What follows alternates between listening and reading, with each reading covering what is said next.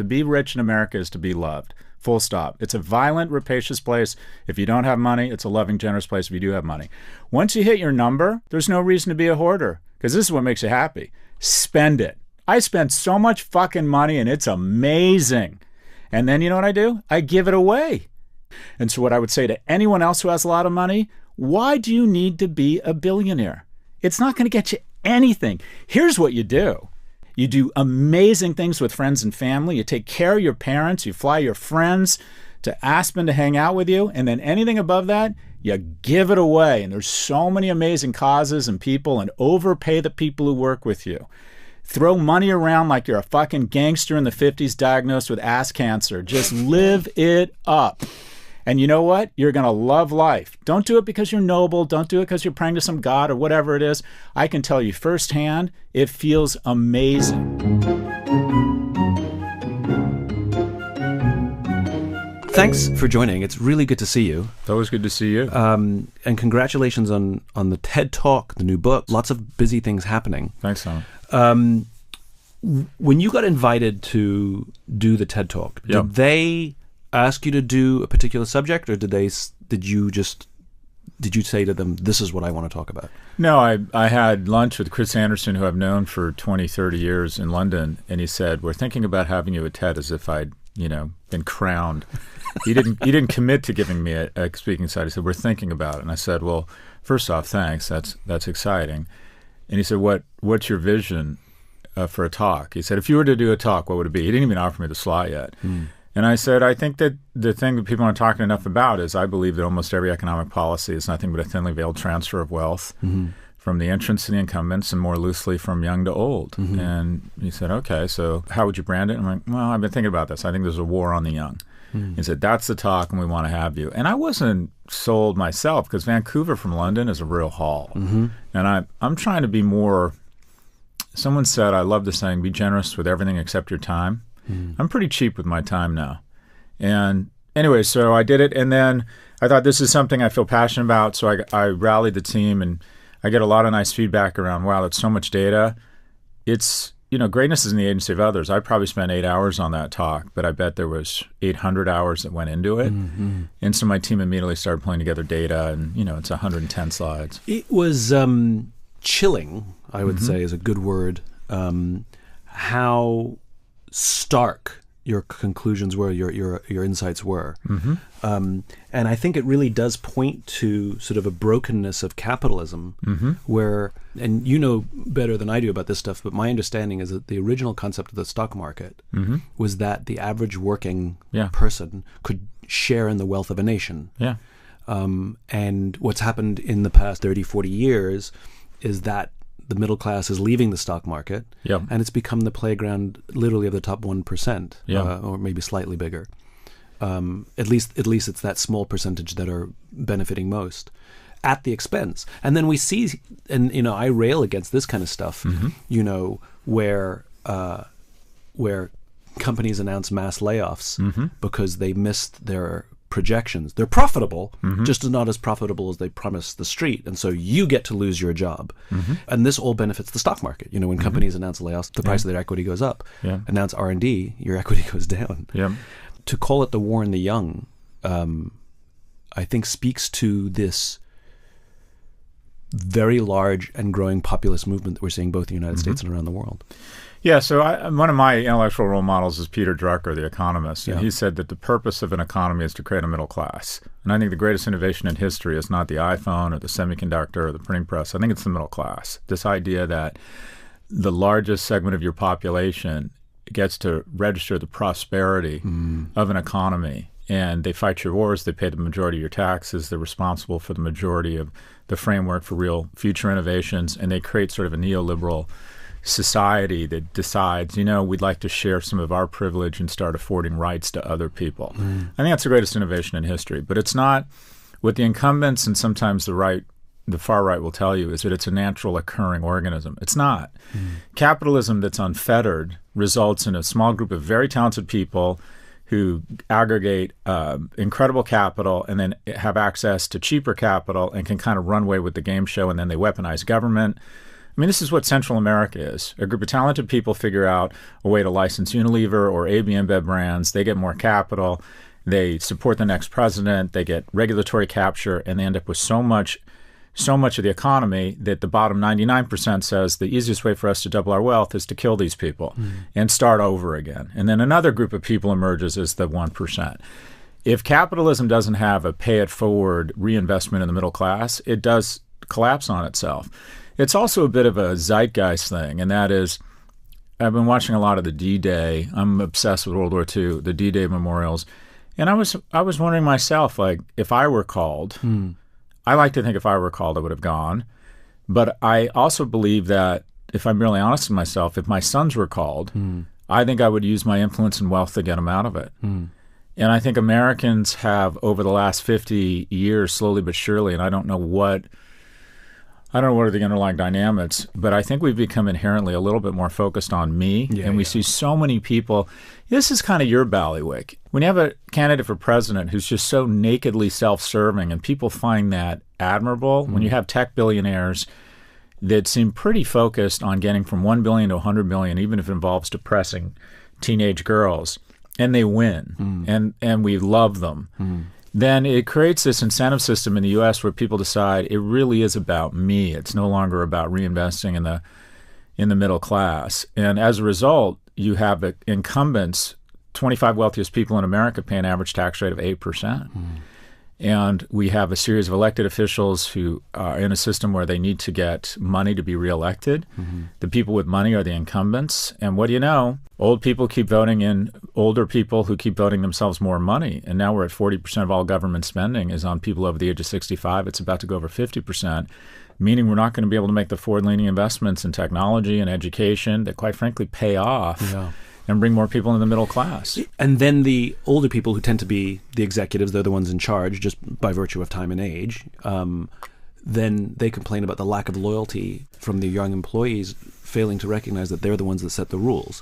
They demand loyalty, they demand you kiss the ring, but they offer nothing in return. And then they're surprised at this young generation that is doubling down on the rules that the older generation set, which is me before we. I think you're 100% right, which is, especially in the United States, over-indexed on rugged individualism. The Marlboro Man works too well. And we heroized CEOs. CEOs became heroes rather than the teams. And I think when we talk about, would you go to war or would you allow your kids to go to war, the times that we live in are the context. And you're saying, I would use my wealth and influence to get them out of it. But if it was 1941, I'm not so sure that would be true. At least in the United States, there were more suicides from young men who didn't get called than ones who did. That's interesting. Which is an astonishing thing. And if you think about the collective desire to help, right? So people who could went to war in some way, shape, or form. They put on a uniform to support in some way, shape, or form. Those who didn't fight bought war bonds to support the effort, and those who couldn't afford war bonds planted war gardens. They just did something, even if it was symbolic, to demonstrate that we are one. I think the capitalism collapsing on itself is a bit of a far left narrative. Let me give some nod to the far right. I think that the fact that Americans haven't been attacked on our homeland other than 9/11. We're energy independent. We're food independent. Friendly Canada to the north, harmless Mexico to the south. I don't think a lot of people in America realize there's a large swath of people globally who, the moment they feel like they can take with force our Netflix and our Nespresso away from us, will do it in a second. And that I don't think they really understand or nod to the amount of sacrifice that was made by previous generations and also very brave young men and women who are in the uniform right now, and some of our people who work in government and our security apparatus. I don't think Americans have the same level of fidelity or appreciation for just how hard it is, how much energy, how much money it takes, how much sacrifice it takes to get to the levels of freedom and prosperity that America enjoys. I feel like America has become entitled, my generation on down, because every time we've been asked to sacrifice while we've been alive, it's been for a failed war. Iraq was stupid. Going into Southeast Asia, supporting the French colonization or recolonization after World War II ended up being a disaster. So I think people just take for granted that, oh, we're special. All of this prosperity doesn't require sacrifice. Yeah. It requires a ruthless devotion to uber capitalism and doing what you can to get to a certain point. Now, to your point around the CEOs believing that young people are entitled, it's just such bullshit. Yeah. When you look at the level of compensation of CEOs relative to young people, it's gone from 30 to 300. Oh, wait, let me get this, David Zaslav. You cut the stock in half. You're firing people like crazy, but you walk away with $250 million. And, oh, you're going to make sure that you give enough money to senators like Kristen Sinema. You give her $2 million, and she makes sure as the swing vote that the tax credit for carried interest for private equity funds maintain a $12 billion tax cut. I mean, the most disappointing thing about our government right now is not that they're whores. They've been whores for a long time. It's what incredibly cheap whores they are. And the greatest return on investment in our economy is for an organization, a special interest group, a lobbying group for the rich or for corporations to go spread a little bit of money around and find out, that we need to protect the shoe market in case there's a war and we need boots, or we need this tax cut for people in the real estate industry. And it does feel a little bit like it's collapsing on itself, that if we don't, as citizens, and elect people who are a little bit more long-term thinking and recognize there's just no fucking reason why people who make their money selling stocks should have a lower tax rate than people sweeping up the floor at the New York Stock Exchange. When did capital become... the capital that capital makes become more noble than the capital that sweat makes? Shouldn't it be flipped? Even Ronald Reagan said this is bullshit and he had one tax rate. So effectively, every big tax thing that goes through, every big expenditure, to name it, is really about a transfer of wealth. $30 billion child tax credit. Who does that benefit? Not only the children, but young mothers, right? That gets stripped out of the infrastructure bill. We can't do it. It's too expensive. $30 billion. We need to be responsible. But the $140 billion cost of living adjustment in Social Security, each year, another $140 billion flies right through. No discussion of means testing. You and I should never have Social Security. No way. Let's call it senior security. It's not Social Security. It's called a tax. It's not a pension fund. All this bullshit. Well, I paid into it. It's a tax. It's meant to be redistributed to people who need it. Capital gains tax deduction, mortgage tax deduction. Who owns homes? People our age. Who rents? The younger people here. It is everything we do is how do we buttress the wealth of incumbents and old people and make it more expensive for young people. Their housing's gone up 4x, right? Education's gone up 2x. On an inflation-adjusted basis, their income's gone down. So they make less money. Everything they need to get ahead or start saving or form a family's gotten more expensive, and yet they look left and right and up, and they see people making tons of money and 210 times a day on their phone.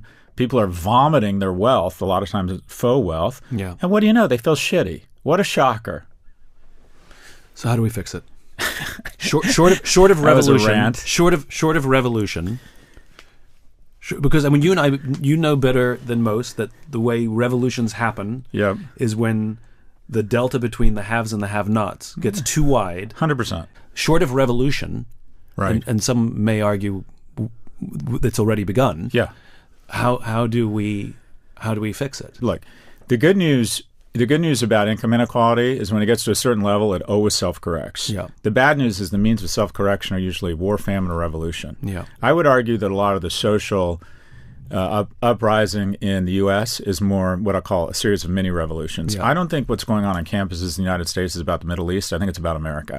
It's anti-establishment. This level of income inequality and dissatisfaction is incendiary, poured on every small fire. It turns a dumpster fire into a nuclear mushroom cloud. There's just rage everywhere. Now, what do? I think the good news is we don't even need to come up with creative solutions. We just need to go back to the future.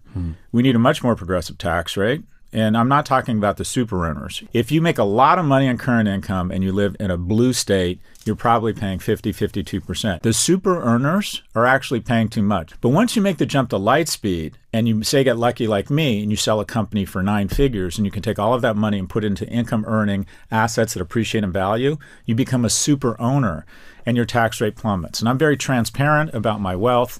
I think that this gestalt or this vibe, you're not supposed to talk about money, is nothing but a thinly veiled attempt to keep poor people poor, because rich people talk about money all the time. The head guy who runs the company, and it's almost always the guy, knows what everybody makes. So asymmetry of information benefits the incumbent. So what we have is a series of policies that, again, don't make any sense for young people. So a more progressive tax structure on the super owners. Eliminate capital gains deduction. Everybody pays one rate. Have an alternative minimum tax for corporations and very wealthy people. Right now, corporations are paying the lowest tax rate they've paid since 1939. It used to be 2.5% of GDP. Now it's 1%. There are 5 companies, Nike, FedEx, a bunch of them Amazon, that paid no taxes. The tax code has gone from 400 pages to 4,000. Right? And all of it is a bunch of loopholes meant to give money back to big organizations. Apple's the most profitable company in history. They incorporate in Ireland such that they can increase their taxes or increase their pre-tax revenue in a low-tax domain and decrease their revenue in a high-tax domain. That is nothing but sheer tax avoidance. We need alternative minimum tax on the super wealthy and corporations, and you could actually lower taxes across the super earners and youth. So redo our tax policy to be more, quote-unquote, just equitable. Restore a progressive tax rate. 2, more opportunities for young people, specifically broader freshman class. College is still the best on-ramp into the middle or upper income classes. Harvard has grown its endowment 40-fold, 4,000%, but it's increased its freshman class size 4%. It lets in about the same number of people that a good Starbucks does. If you aren't growing your freshman class size faster than population growth, you should lose your tax-free status because you're now a hedge fund offering classes. You're not public servants. And in addition, instead of bailing out 1/3 of kids who got to go to college with student loan bailouts on the backs of the 2/3 that didn't, we should take some of that money and give it to our great public universities in exchange for 3 things. 1, they increase their freshman class size 6%. With the deft use of technology, they could easily do. There's no one there at night. There's no one there during the summers. I work at one of these places. We could easily expand our freshman class size too.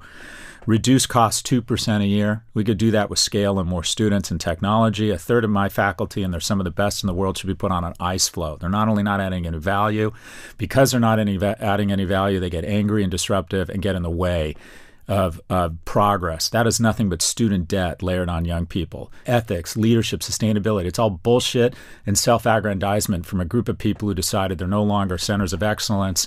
They're social engineers. I mean, just think about how fucking arrogant that is. We're not elected by anyone, but we've decided we should train a new generation of youth around what they should care about and what social policy should be. Here's an idea. Give them the skills they can go make a bunch of money and take care of their families, and then pay taxes to a group of people who are elected who then decide our social priorities.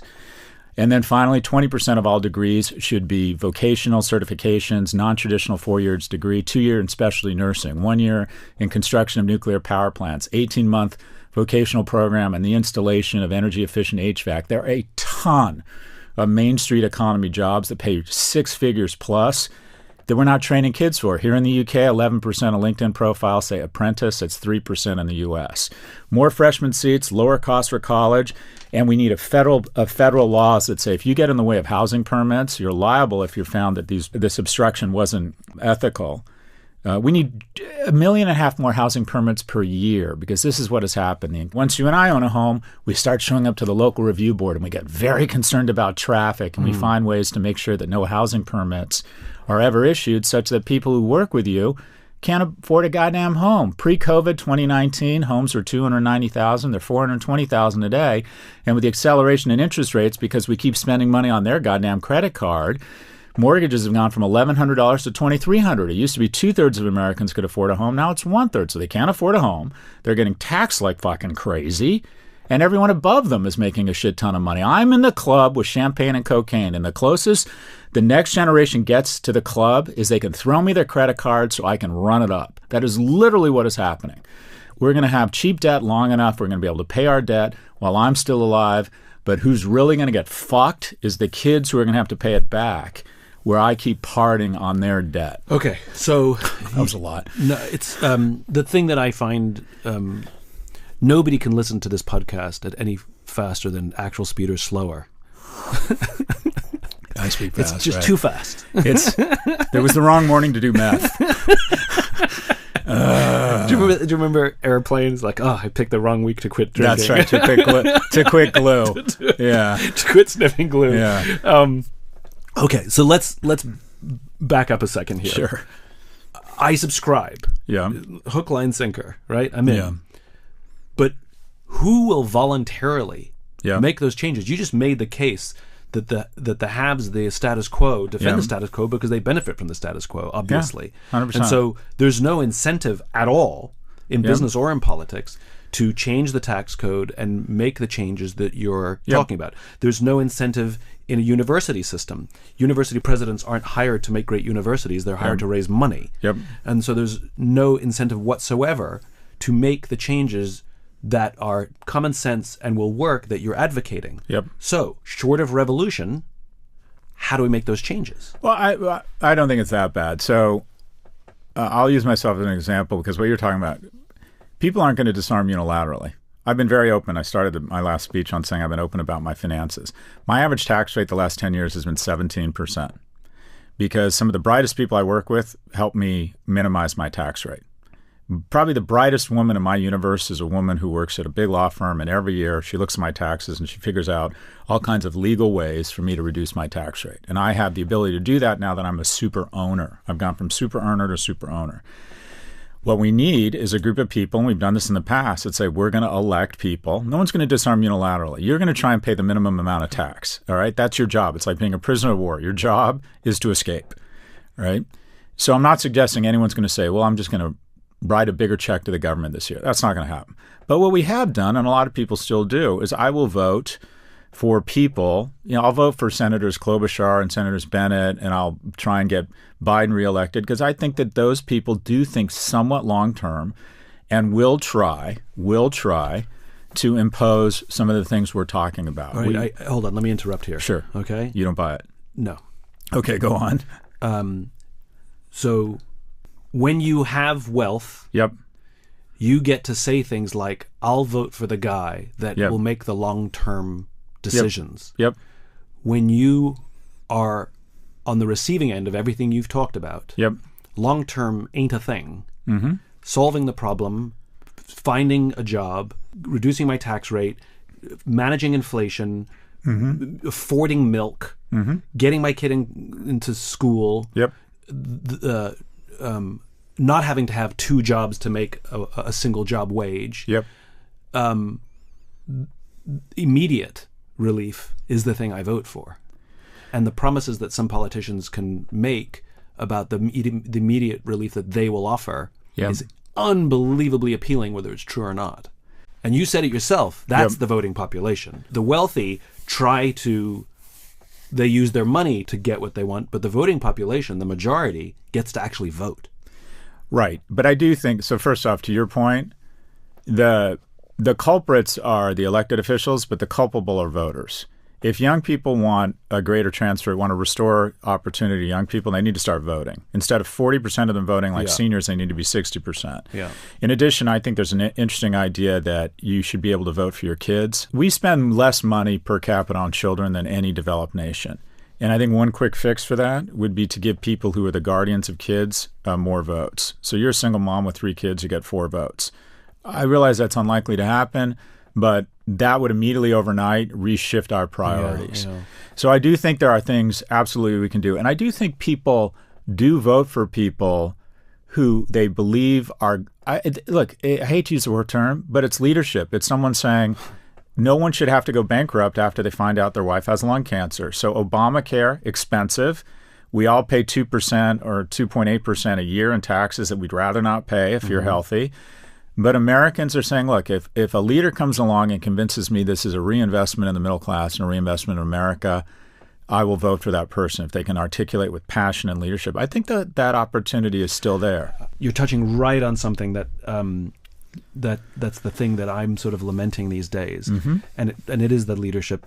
It is that leadership conversation, which is it seems that there's been a total loss of idealism. I agree. And you go back to Ronald Reagan or John F. Kennedy, so I don't care what your politics are. They literally use the terms peace on earth, world peace in their inaugurations as a driving motivation, which is an incredibly appealing thing to bring people together and be willing to bear any burden and pay any price for the greater good. And talking about world peace now, literally in this artificial context, sounds completely cheesy. to say I'm doing it for world peace. And I don't see it in politics. I don't even see it in business. The total loss of idealism. And I think idealism is the thing, because idealism exists on a level above everything we're talking about. Yep. It is the thing that we can actually see the forest for the trees and say, well, I am willing to give up some because I believe in that. And some could be money. It could be an effort. It could be some sort of sacrifice. And so I wonder if this is solvable with good leadership. Now, I'm also not so foolhardy to think, oh, well, you just make leaders. I actually think that the single worst thing that happened to the United States was the bankruptcy of the Soviet Union, because it's very easy. The problem with vision and idealism is it's we ethereal. Don't have a collective enemy. It's ethereal. It's literally in someone's imagination. They give a rousing speech and like, ooh, that sounds amazing. And the great thing about a common enemy is they're tangible and we can see it. That's right. And it's easy to know what we stand for when I can literally see what I'm against. What's the thing that is preventing me from getting this thing? Yep. And I think there's a very important nuance here, which is the enemy isn't the thing. Having an enemy is easy, and we've seen it throughout every dictatorship. They find an enemy, and that's how they come to power. What they're missing is the idealism. The enemy isn't the enemy so much as the thing getting in the way of us getting to the thing that we want. Yep. Which is really important. That there's something on the other side of that. And I blame every president, by the way. This is not a Republican Democrat thing. The decline of idealism from every president who has served since the fall of the Soviet Union has slowly chipped away at American idealism, and that is gone. Oh, there's a lot there. So look, and by the way, we know the numbers, which is we know that belief and trust in politicians is at an all-time low. We know that belief and trust in there's no social leaders either. Where are the Martin Luther King Jr.'s? Like they're not there, right? The ones that are bringing people together rather than breaking us apart, they're not there. But trust in corporations, weirdly, is quite high right now. And so I'm just going to go where the market takes me. And if that's where the trust is, then I'm looking to the corporate leaders to start to demonstrate the restoration of idealism. And if they can start to make the changes that you and I are advocating at a national level, which, by the way, is not going to happen like that, doesn't it? But if they can start making it at a corporate level, small mid-sized companies, small companies, even large companies, start making the kinds of social changes that you and I are talking about there, it'll filter out and eventually roll over to politics. The part where you lost me is that we keep hoping that the better angels of CEOs are going to show up, and that if we paint iPods red, that corporations and capitalism will save us. And I find that this entire notion of corporate social responsibility is just such unfettered bullshit. But wait. I don't think that's not what I'm talking about. But let me give me some running room here. Okay. And that is, we keep hoping that Sheryl Sandberg actually does care about our children, and that Sam Altman and his hushed tones and concerns about AI cares about anything but making money. Corporations are so great at making money, and we need that so we can generate tax revenue and create economic security for people. They're so good at making money, they shouldn't be trusted to do anything else. What we should do is have a group of people who sit on top of that tax revenue that hopefully grows with the full body contact violence of capitalism, which is a wonderful thing, that tax them at a fair rate, and then redeploy that capital based on a series of policies that we all buy into. I think that people generally do believe that we have a problem when 1 in 5 households in the most prosperous society and nation with children are food insecure, that they would like to see those problems solved.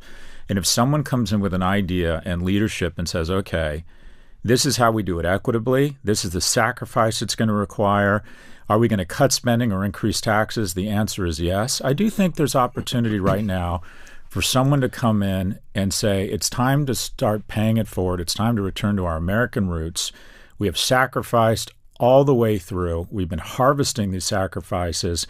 It's time to step into the void and pay it a little bit forward. I do think there's an opportunity here. I'm more optimistic. Americans, if you think about it, are an incredibly generous people.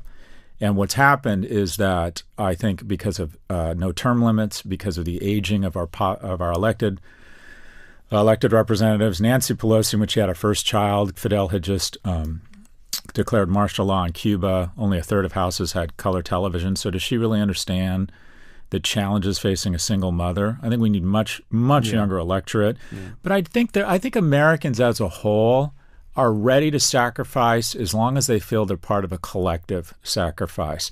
And there really hasn't been a voice to kind of bring people together and say, unions, you're going to hate me. Old people, you're going to hate me. Corporations, Jesus Christ, you're going to hate me. Young people, all right, I see the problem here. I'm going to look. Something I've struggled with my whole life is the difference between being right and being effective. And as I talk about these things and try and foment and catalyze social change, I'm trying to be more effective. So, for example, I'm trying to appeal to people's sense of reward and masculinity, for example. And this is virtue signaling, but I actually think virtue signaling is fine. I give away a lot of money, and I don't do it because I'm a good person. I think I'm doing it because I'm philanthropic. It makes me feel really masculine. I brag about it. It makes me feel strong. I believe it's bringing together my skills and my strengths to protect and provide for others, and it makes me feel like a fucking baller. So I'm like, why above a certain level? And Daniel Kahneman, one of my intellectual role models, has this thing. He proved that the difference between making $30,000 and $80,000 a year, or 30 and 50, is huge.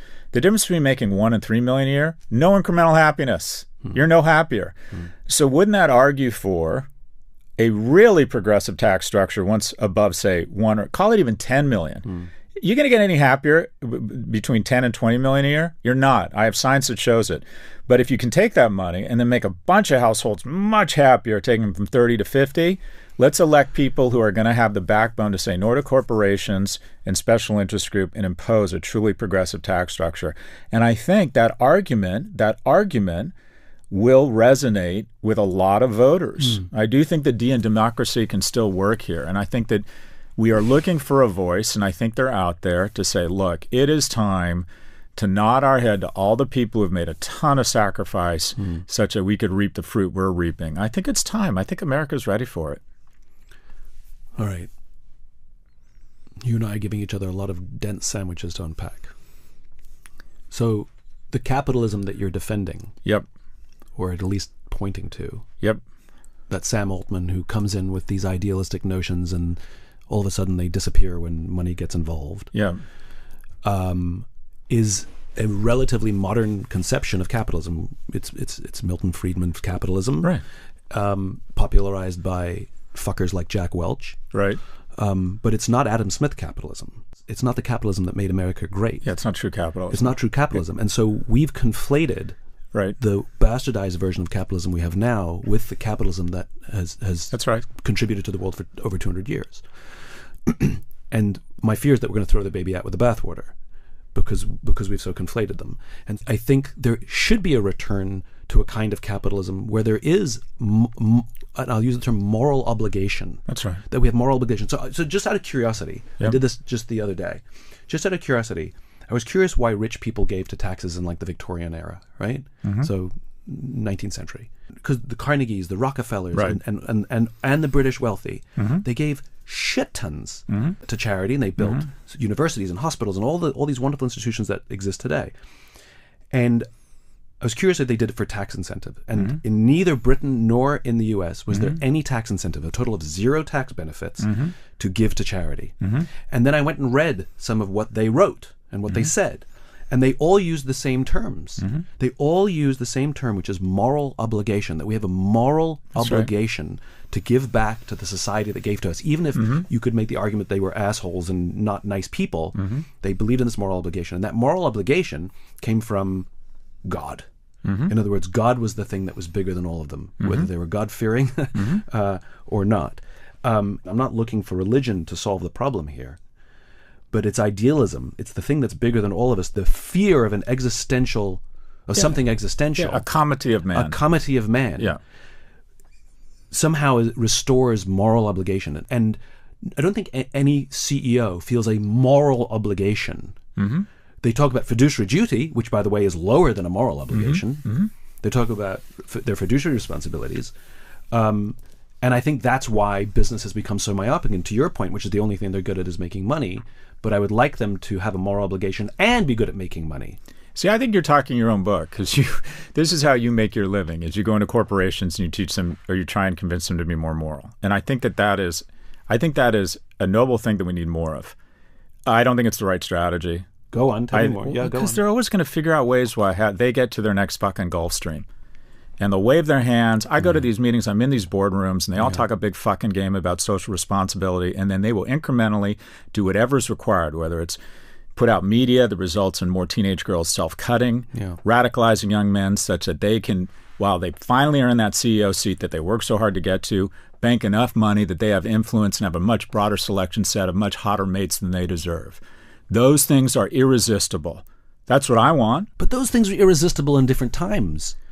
But those things are not a modern conception. Those things have existed since people had more than others. If you're waiting for the better angels of CEOs to show up, don't hold your breath. What we need is a group of people who convince enough people to vote for them to say, okay. But where are the candidates? So I like you and I are stuck in the same place. Right. Which is... But you think CEOs are going to fix this? No, I think the CEOs, at least there's an opportunity in business that I think is more likely to happen in the short term than the opportunity in politics. We need long-term solutions. Let me give you one very tactical idea. If we could go back in time, would we put a pretty immense tax on all carbon capture, all carbon emission, and all oil pulled out of the ground? We knew that pulling fossil fuels out of the ground and then arbing it into a substance to create economic value was going to have a lot of externalities. So if we'd said, for every barrel we pull out, we're putting a $10 tax on it, and we're going to start investing in forward-leaning investments around the government, job training, and renewables. We're at that moment. The new energy, 7 of the 10 most valuable firms in 1980 were energy companies. 7 of the 10 most valuable firms in 2024 are tech companies. But they're not. They're energy firms. They're all becoming the same firm offering something called compute. Instead of powering our cars and our factories, they're powering our phones and our LLMs. Which requires a lot of power. Right now, a query on ChatGPT takes 10 times the energy of Google. Right now, is this an opportunity to put in place legislation and have forward-leaning and forward-thinking politicians who get enough support and say, okay, we're going to tax compute. We're going to tax compute because we know there are going to be externalities that will require money around misinformation, around teen depression, around paying out the deficit. Everything you're saying is correct. Right. Where are the people who have the courage to implement those things? You're more cynical than me. The government does pass some positive things. The CHIPS Act, the Infrastructure Act, there are some people thinking long term. Bob Iger isn't going to save us, Simon. No, I don't think he is. And Sam Altman? But I'm not looking to those guys to fix it. I'm looking for the revolutionary CEOs. What, Ben and Jerry's or REI? No. Okay, who's doing it? Yeah, exactly. I think there's a group. Your power, Simon, you are so articulate and so forceful, is to rally a group of people to find elected officials who are going to make the hard decisions to hold corporations and the super wealthy and reinvest in America. I'm not looking to rally CEOs. Right. Fair enough. Good. Okay. For every reason you've articulated, because and by the way, I have the same meetings with them. They spew the same. They tell me what I want to hear, and then they go and make the opposite decisions. No, right. I'm fully aware of the idiocy. Right. And when I can, I'll call bullshit. But that's part of what I think my job is to call bullshit. Yep. I'm rallying the rest of us. Yep. The voting population. Yep. In business is the workforce. Yep. And I believe that power is it's not a belief, it's a fact, that power always exists with the people. The people always have the power. Agree. Another quick idea. You didn't like the compute idea. I love that idea. All right, another one. Why wouldn't we raise minimum wage to $25 an hour? Well, it'll put all these small businesses out of business. No, it doesn't. The states that have raised minimum wage to $12 or $15 an hour, Washington State and California, their economies have grown. Because the wonderful thing about poor people is they spend all their fucking money. Yeah. It creates a multiplier effect. And by the way, if minimum wage had just kept pace with inflation or productivity, it'd be $23 an hour. And by the way, McDonald's and Walmart, their stock would go down. And that's okay. Yeah. Corporate profits are at an all-time high. Wages as a percentage of GDP are at an all-time low. Minimum wage, $25 federally mandated. You and I agree. Here's where we actually agree, that the power is with the people. Right. You're saying it's the voter. I'm saying it's the employee. And what I'm hoping... Fair enough. What I'm hoping is that just like the voting population gets involved and gets educated, yep. I'm hoping that the employee population learns the skills that they need to learn about idealism and leadership and moral obligation, so that as they make their own way through the ranks, that they will become the leaders that they wish they had. I like that. The manifestation for that in the 20th century is unions who are corrupt and ineffective. There should be one union. All unions have been totally ineffective. 45 of the 47 nations that have unions have lost union membership. Union membership in the United States has been cut in half. There should be one union. It should be in Washington, D.C., and it should be federally mandated minimum wage of $25 an hour and get rid of all the corruption and weirdness and inefficiency. But everything we're talking about, usually if you go to a company with a good leader, what the federally mandated minimum wage is irrelevant. Right. Because good leaders will say, my people can't live on that wage, I'm going to pay them fairly. Okay, right. And those good leaders are usually in information economy companies that can afford to pay their people $25 an hour. Unless all fast food companies are forced to pay $25 an hour, the temptation to pay them $11 an hour will be too great. They won't. Yeah. I think that you and I have gone in a full circle here because all we have advocated is revolution. No. But I don't think it has to be a violent revolution. But what we're advocating is revolution. There's an opportunity, and I think they're out there, for a younger person to come in and say, it is time to pay it forward, folks. I'm going to literally piss off every special interest group, but I need your vote. It's funny because we're kind of saying the exact same thing, which is we're looking for people to say what the solutions are and ask, vote for me or support me, whether at work or in office, to do the right thing. I agree with you. The problem is once they get the power and once they get the money, the same thing happens. There's congressmen that I've met with their first terms or when they're running for the first time. My God, they really are idealistic. Then once they get there and they sniff the power and they recognize that their job is fundraising, the idealism falls away. And there's some good people. I'm not throwing Ro Khanna, Senators Warner, Klobuchar, Bennett. And by the way, people on both sides of the aisle. On both sides of the aisle, there's fewer and fewer on the right. To be blunt, fewer and fewer. The ratios aren't the same. James Carville said, and I think he's 100% right when he said it then, and I think it's 100% true now. Which is the difference between Republicans and Democrats is Republicans want to win and Democrats want to be right. Well, the difference between being right and effective, and also just to give equal opportunity, the far left has become incredibly naive and incredibly anti-American and incredibly, in my opinion, racist. I think the biggest threat in the world is not a pandemic. It's not Putin. It's not Hamas. It's extremism. And if you look at the far left and the far right, they seem to have all come together to agree on anti-Semitism. I mean, it's just we have decided to elect people who are extremists. And because of gerrymandering and hard right and hard left districts, we send people who are just fucking crazy on the left and people who are fucking crazy on the right. And we're supposed to govern that way. We have minority rule, right? 80% of our senators are from 20% of the population. The vast majority of Americans are in the middle. The vast majority of Americans think, okay, we need corporations to be successful, but they should pay their fair share. Okay, women should have bodily autonomy. Should a woman be able to have a pregnancy in the third term without threat to their life? Probably not, but that never happens. Let's have an honest conversation. Do we need 3 sets of bathrooms in every corporation? Probably not, but for God's sake, stop demonizing these people who make up the total population of lacrosse players in Wisconsin. Why the fuck are we demonizing? Most people are somewhere in the middle. Yes. And those people have absolutely no representation because social media says the following. Okay, you need 2 things to survive as a species. You have to enjoy sex, right? We still have that. And you need to be able to get enjoyment and a rush from collectively pulling together, and you referenced this earlier, to defeat a common enemy. Whether it's either there's no more deer here and we need to move on, or there's people over the hill that want to kill us, so we come together to kill them. You've got to get a rush from that. And in order to have that rush, you need to find an enemy. And unfortunately, because as you said, we're no longer in a Cold War, well, we need an enemy. Well, I know. Let's turn our neighbors into enemies. 40% fewer people are speaking to their neighbors right now. 52% of Democrats are worried their kid's going to marry a Republican. We're not each other's enemies. We're fucking Americans. We're each other's allies, for Christ's sake. But instead, let's find algorithms that pit us against each other. Let's find politicians that are more interested in making the other side look stupid for their YouTube moment than actually coming together to actually fucking govern. Enough already. Let's find people in the middle. And by the way, I'm sure it happens to you. It happens to me. You know what they all agree on? We should hate moderates. This is what I get from the political spectrum.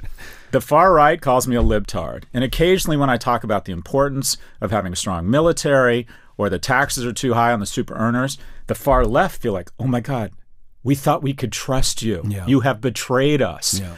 There is absolutely no room anymore for anyone in the middle. Yeah. And unless people start speaking up and going, you know what, this doesn't make for good TikTok, but it probably represents how most people think, and we need to have a thoughtful opinion. Yeah. We need fewer ideologues and more pragmatists. Yes. But there is such a white space right now for a new generation of leadership to come in and say, okay, I'm somewhere in the middle. I'm never going to personally attack anyone on the other side. That's not why I'm here. I'm here to get legislation done. There's some obvious things we need to restore here. Income inequality is out of control. We need an exceptionally strong defense. We need to stop spending $7 trillion a year and only taking in $5 trillion. We need to stop this bullshit transfer of wealth from the entrants to the incumbents. Come on, let's grow up. It's time. The opportunity is huge. Someone is going to step into that You and I void. are founding a new political party called the Common Sensists. You know, The normies? the normies, the Common Sensists. I am hopeful because, and here's what gives me hope. You and I shouldn't have careers. I definitely shouldn't have a career. You know, I talk about trust and That's optimism. such bullshit. You have the core competence of success. You know what that is? What's that? Storytelling. You know how to tell stories. But I talk about, my stories are about trust and cooperation, and there should be no demand for my work. You don't believe that? I do. Yeah, I don't. No. If I had said, if any of my books were written and anything that I've said, if you were living in Russia talking about the patriarchy or oligarchy, if I had said, if I had written anything that I wrote Right. or said anything that I said in the 1980s, there would be no one. But you would have found something else. No, but the point is, this is what I believe, Yeah, okay, and my fair beliefs would have zero resonance in the Okay. 1980s. Okay, I get that. The times are right for what we're talking about, and there is demand for the stuff that you and I are talking about. There is demand for people who are looking to belong to something, and the society isn't providing. Yep. You know, the bowling leagues and the religious institutions aren't providing it. That people are looking. They've focused on money. They did as they were told, Yep. and focused on me, and focused on money, and Yep. focused on advancement, and Yep. they haven't found the happiness and joy that they've been looking for, and so they're looking somewhere else, and they're looking in weird places and weird spiritual things. And what if I do ayahuasca every weekend? You know, it's like that. You know, it was said that a glass of wine a day is good for you. That means the very American way. Well, if a glass of wine a day is good for you, then a bottle of wine a day must be great for you. So quick stat. I know, probably interrupting. There's a statistic showing that far right families are better at parenting than far left, which upset me because I'm far left. Because of what you're talking about, far right families are more likely to inject institutions into the kid's life, religious institutions, Boy Scouts. What you're saying is the importance of institutions. The importance of institutions, the importance of a collective, and the importance of friends. You know, this is the thing that I'm sort of working on and writing about now, which is, you know, there's an entire industry to help us be better leaders. Yep. There's an entire industry to give us advice how to be better parents. Yep. There's an entire industry how we can be healthy, how we can eat right, how we can manage our glucose, how we can live longer, and how we can exercise. And there's absolutely nothing to teach us how to be better friends. Yeah. And none of those other things will be there in a time of need. Yeah. Like I love your that. Yeah. like your boss isn't going to be there for you. And by the way, learning to be a better boss doesn't make you a better a parent. Yeah. Learning to be a better friend makes you a better parent, makes you a better boss, makes you a Agreed. better everything. Yeah, the thing that's lubricated friendship for me is alcohol. By the way, 1 in 7. Which is why you and I aren't friends, because I won't drink to excess with you. Don't say that. That hurts my feelings. You said to me the last time I saw you that Yeah? you couldn't be my friend because I won't go out and get drunk with you. Now it means we couldn't have sex. I don't think I've ever had sex with anyone. I didn't get fucked up first. We should probably edit that out. By the way, for all young people listening, my advice to you is go out, drink too much, and make a series of bad decisions that might pay off. That's not my career experience, just so you know. Yeah. So, but there was 1 in 7 men. I'm trying to find a segue out of this. 1 in 7 men don't have a single friend. 1 in 4 men can't name a best friend. I agree with you. I'd like to see something called the Friendship Project. Mm-hmm. I'm trying to be more promiscuous for saying yes to stuff. I'm at a point where I'm looking to shed friends, not gain them, but I'm trying to be better about it. And something I'm trying to instill in my boys is I ask them to speak to a stranger when they're out, because I'm worried that being on the phone, that they slowly but surely become introverts that aren't investing in other people. Are they good at playing with each other, like the playing together? You know, they're brothers. So, do you have siblings? Mm-hmm. I have a younger sister. So you hope as parents that they're going to be best friends, and they're not. The younger one's obsessed with the older one, lashes out to get his attention. The older one's into other things. And what are their ages? They're 13 and 16. Yeah. So our vision for what we'd hope they would be, I hope it grows into a great friendship, but right now they're more competitors than friends. It's actually sort of heartbreaking to be honest. But it's an age that makes sense. Yeah, I get it, but we'd still rather they were looking out for each other a little bit more. But anyways, by the way, I think that's my biggest regret is not having more kids, but I don't know how I got on this. Anyways. You were trying to segue out of the other thing. About the alcohol and having, it's like my parents, I asked them if I was an accident, and they said, no, I was a tragedy. Anyways, where are we, Simon? Bring us back. So it goes, the irony is of all of these social challenges that we're facing and the decline of the empire, which is, declines of empires are acts of suicide always. Yeah. The thing that we're watching play out in front of us, that perhaps, just perhaps, this very, very old-fashioned thing called I care and love the people next to me might actually be the solution, because I want to do the right thing, not for myself, but for the people I love.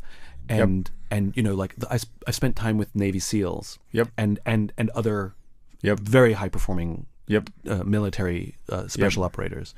And what they all have in common is that they care for each other more than others are capable of, and that they don't have this raw courage. I think that's the definition of love. They don't have this raw courage. It's that they fear letting each other down more than they fear dying. And it's all about the guy next to you. It's all about the guy next to them. And I think very few of us, I remember the first time a friend of mine in uniforms called me brother. Because you and I have colleagues and coworkers, they have brothers and sisters. And I remember the first time somebody called me brother, that it meant something. And I also, as a friend of mine he's a warrior. Make no mistake of it, he's a warrior. He's a war hero. He's risked his life to save others. He's still in uniform. And I remember we had a long conversation one evening, just catching up as friends. And at the end of the conversation, before he got off the phone, he said, I love you. Not love ya, not love you, I love you. Yep. And men don't say that to each other for sure. No, yeah. And I remember what it felt like. I'm feeling it now, and it struck me so hard that I started experimenting, saying that to the people who I feel that way about. Yeah. And I have some friends who are, I would call them not warm, good people, kind people, not warm people. Yeah. But I love them, and I remember I'm thinking of two people in particular, and I remember saying to them, I love you, when I was leaving to say goodbye. And I remember how struck they were. Yeah. And then in very short time, they started saying it back. And in very short time, they started hugging me like they'd never hugged me before. And these are old friendships. Yeah, that's nice. And when we talk about World War II and the willingness to, and the intense desire to serve, I think it's because we knew you said it before, we knew our neighbors. We barbecued with our neighbors. We cared about our friends. We went to church, we went to bowling league, we went to PTA meetings. 100%, yeah. We took each other's kids to school. Yep. And dare I say it, this very old-fashioned, very, very human thing called love thy neighbor, love thy friend, might actually be the solution we're looking for, that all the other things that you and I have spent way too long talking about might actually be symptoms rather than the causes themselves. So I like that. I think that's part of it. But you know how I say I love you to people now? I give them money. That's not love. Oh, it's better. The kids who work for me don't want my love. They want money. Your friends. I'm not talking about your employees. I'm not talking about your employees. Okay, but that's how I make the biggest impact. Okay. I have a group of friends. We share affection with each other. I'm seeing like 3 fraternity brothers in Aspen in 2 weeks. I invite my friends to a bunch of shit. I think they feel loved. I know they love me. But that's generous. But in terms of moving society forward, here's how I was the first 40 years of my life. Anyone that walked into one of my companies had 2 bubbles. One bubble was how much money they made. One bubble was how much value they were adding. And if the left bubble got bigger than the right, I warned them. And if it didn't get fixed fast, I fired them. I was a pure, unadulterated capitalist. And now you know what I do? I overpay people. My job as someone who has a lot of money is to stuff as much money into the pockets of people who are working with me who do a great job. It's almost like a self-imposed. Okay, wonderful. I love that. Keep doing it. Great. Love it. Okay? But your friends that you're generous with and you'll pay for the trip and you'll pay for the hotels. Not talking about that. Like I'm talking about here, let's take 2 scenarios, right? Yep. A friend of yours is moving house. Yep. And you go, you're such a great friend. I'm paying for the moving van. Here's $5,000, right? Yeah, you wanted to go over and actually help him move, right? And versus the friend. No fucking way. No fucking way. Okay, so I'll be getting drunk with someone, or I'll be at the Hotel du Cap, but by the way, here's the money. No need to thank me. I got it. Money is the transfer of work and time. It is the best way to express love. But it's a redeemable commodity. It's a redeemable commodity. Oh, and it's such an awesome commodity in a capitalist society. But it's redeemable. You cannot redeem. Ask the people who work for you, do they want a fucking hug or do they want a bonus? Give them a bonus, bitch. Give them a bonus, bitch. You keep conflating employees and friends. Well, okay, every time I'm talking about friends, you keep going back to people who work for you or work for me. You're the guy lecturing CEOs. Turn them into your family. Isn't that what they called? We're a family. Okay, treat them like family. Give them money. I'm talking about the people you love in your life that you will learn moral obligation, and you keep going back. We should so be drinking right now. You keep talking about employees. I think we need to lie you down on a couch here, and you need to tell me about your childhood. Why you can't talk about friends and loving friends, and you keep wanting to talk about capitalism and paying employees. It's not either or. It's yes. It's yes. I got that part down. They're two different things, and you can only talk about one of them. But they're not mutually exclusive. What do we need more of? People telling each other they love each other, or stuffing more money into their pockets so they can have their own house? Yes, we need both those things. So they can vacation where Simon vacations. We need both those things, but you are only talking about one. I'm trying to get you to talk about the other. Okay. I agree with you. I'm there. The love thing is great. I have an idea. The love things are great. I have an idea. I don't think we suffer from an absence. Well, okay. The coarseness of our discourse is gotten too coarse. I agree with you. Take the temperature down. The greatest unused commodity in history is good intentions. Men have a difficult time expressing their emotions. It's great to say, I respect you. I think you're an interesting guy. I think you're handsome given your age, Simon. These are You don't have to say I love you. We don't have that friendship. It's fine. It's not going to happen. I don't expect it to be weird if you say it. I respect you. But I do think that for guys in my position, I think the way I can add the most value is to really, I'll give you an example. I hit my number 10 years ago. I don't understand. I'm totally optimized for happiness right now. I got a third of my life left chronologically, but I'm going to live 4/3 of it spiritually and psychologically. I'm just going to have I'm going to squeeze so much juice out of this ellipsoid lemon called Terra, called Earth. And I have figured out the way I can be happiest is to get rich. I got there. That's really important to me. It's wonderful in a capitalist society. It means I get to live a better life. I get to be loved. To be rich in America is to be loved. Full stop. It's a violent, rapacious place. If you don't have money, it's a loving, generous place if you do have money. Once you hit your number, and I would like to start a movement here, there's no reason to be a hoarder, because this is what makes you happy. Spend it. I spend so much fucking money, and it's amazing. And then you know what I do? I give it away. I have not increased my net worth in 7 years. I look at my number once I got there 10 years ago. The last 7 years, I look at my number, and if my wealth has gone up X and I haven't spent it all, I give it away. And you know what? It makes me feel strong like bull. I want to beat my fucking chest. It feels so good. And so what I would say to anyone else who has a lot of money, why do you need to be a billionaire? It's not going to get you anything. Here's what you do. You go to the Hotel du Cap with your wife. You do amazing things with friends and family. You take care of your parents. You fly your friends to Aspen to hang out with you. And then anything above that, you give it away. And there's so many amazing causes and people, and overpay the people who work with you. Throw money around like you're a fucking gangster in the 50s diagnosed with ass cancer. Just live it up. And you know what? You're going to love life. Don't do it because you're noble. Don't do it because you're praying to some god or whatever it is. I can tell you firsthand, it feels amazing. So I'm trying to appeal to people's selfish instincts. You want to have an amazing life? Get rich. Economic security is important, especially for a man. And I know that sounds sexist, but assume you are going to take economic responsibility for your household, which sometimes means getting out of the way and letting your wife, because she's better at the money thing. Okay. And then once you get your number, spend it or give it away. I was so trying to wrap this up and end this, and you had to go and open a fucking Pandora's box for me now. There you go. I can't just let that go. Okay. You're missing one vital element from that rant. Okay. At what cost? At right? what cost? And in other words, that's what's been happening for the past 30 years. You mean I don't get a second plane because I'm giving my money away? No. I'd like a bigger plane, Simon. No. Meaning, I want the Gulfstream. Meaning, people are pushing so hard to make their number, Yeah. the cost is too steep. It's at the cost of each other. It's at the cost of society. It's at the cost of The our employees. anxiety. Yeah. It's Fair enough. like I'm going to lay off all these people so that I can make my number. I'm going to stab you in the back so that I can make my number.